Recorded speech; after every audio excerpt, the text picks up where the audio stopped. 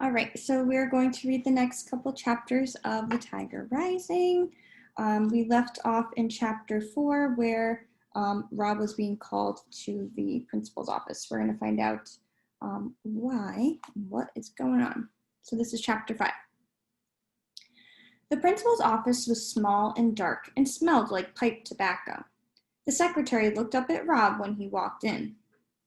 "Go right on back," she said, nodding her big blonde head of hair. "He's waiting for you." "Rob," said Mr. Felmer when Rob stepped into his office. "Yes, sir," said Rob. "Have a seat," said Mr. Felmer, waving his hand at the orange plastic chair in front of his desk. Rob sat down. Mr. Felmer cleared his throat. He patted the piece of hair that was combed over his bald head. He cleared his throat again. "Rob, we're a bit worried," he finally said. Rob nodded. This was how Mr. Felmer began all of his talks with Rob. He was always worried that Rob did not interact with other students, worried that he did not communicate, worried that he wasn't doing well in any way at school. "It's about your legs."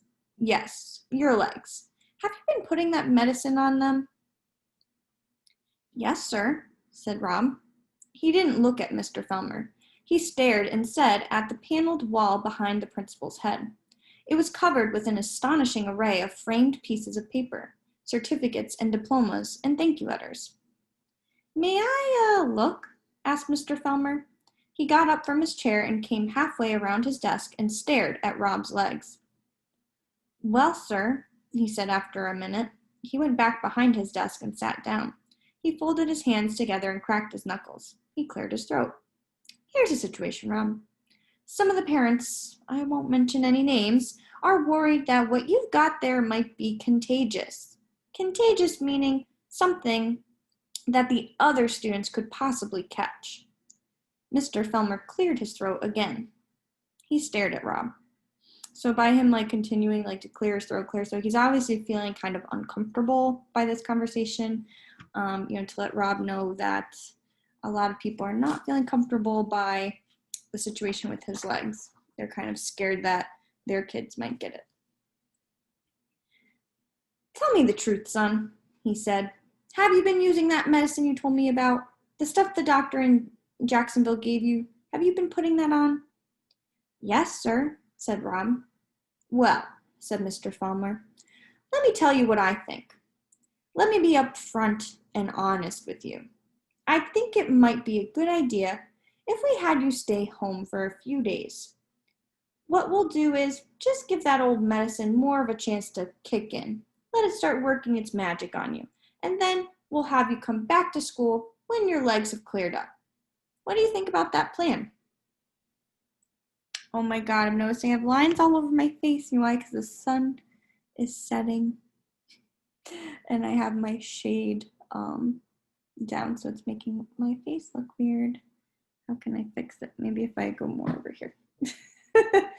All right, we're almost done with this chapter. All right, so he said, I lost my place, that he is not going to be coming to school until his legs get cleared up. "I'll tell you what I'll do. I'll just write your father, a note and tell him what's what. He can give me a call if he wants. We can talk about it." "Yes, sir," said Rob again. He kept his head down. He was afraid to look up.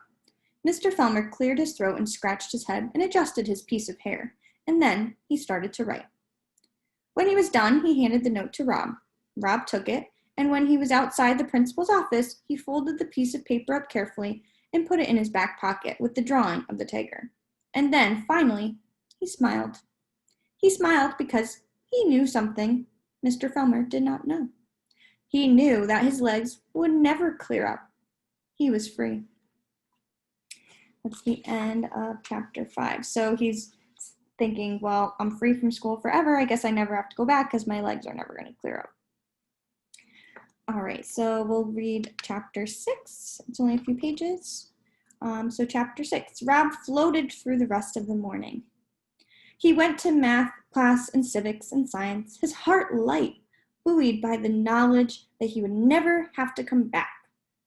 At lunch, he sat out on the benches in the breezeway. He did not go into the lunchroom. Norton and Billy Threemonger were there, and nothing had tasted good to him since his mother died, especially not the food at the school. It was worse than the food his father tried to cook. He sat on the bench and unfolded his drawing of the tiger, and his fingers itched to start making it in wood. He was sitting like that, swinging his legs, studying the drawing, when he heard shouting and the high-pitched buzz of excitement, like crickets, that the kids made when something was happening. He stayed where he was. In a minute, the faded red double doors of the lunchroom swung open, and Sistine Bailey came marching through them, her head held high. Behind her was a whole group of kids, and just when Sistine noticed Rob sitting there on the bench, one of the kids threw something at her. Rob couldn't tell what, but it hit her, whatever it was. Run! He wanted to yell at her. Hurry up and run! But he didn't say anything. He knew better than to say anything. He just sat and stared at Sistine with his mouth open, and she stared back at him. Then she turned and walked back into the group of kids like somebody walking into deep water. And suddenly she began swinging with fists. She was kicking, she was twirling. Then the group of kids closed in around her, and she seemed to disappear. Rob stood up so that he could see her better. He caught sight of her pink dress. It looked all crumpled, like a wadded-up tissue. He saw her arms still going like mad. Hey! He shouted, not meaning to. So he did it. He spoke up. Hey! He shouted again, louder. He moved closer, the drawing of the tiger still in his hand. Leave her alone! He shouted, not believing that the words were coming from him. They heard him then and turned to him. It was quiet for a minute. Who you talking to? A big girl with black hair asked. Yeah, another girl said. Who do you think you're talking to? Go away, Sistine muttered in her gravelly voice, but she didn't look at him. Her yellow hair was stuck to her forehead with sweat. The girl with the black hair pushed up close to him, and she shoved him. Leave her alone, Rob said again.